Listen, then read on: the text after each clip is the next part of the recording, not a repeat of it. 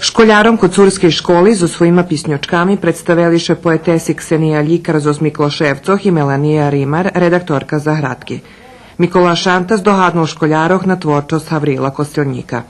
Дзеці думав, що на той спосіб найліпше можуть дожити то, що автор сел повесть, kad z ozim komunikuju osobnje, jak kad prek paperu. Ksenija Ljikar, čija zbirka pisnjog za dzeci budze vidata narok, školjarom prečitala da skeljo pisnji i Zahadki, a Melanija Rimar povolala školjaroh na sotrudnjstvo kolo za zberovanja starih ruskih narodnih pisnjoh.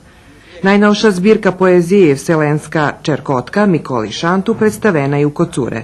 Tak jak co, kiedy lastovka lapa muhi, ta z czasu na czas i nas doruši zo skridlom.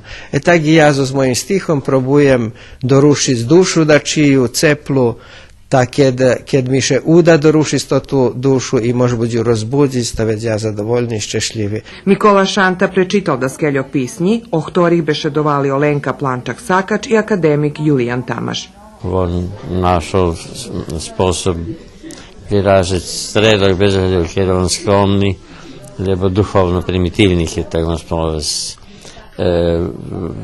On dostatočno mocni za impuls jedne ozbiljne poezije.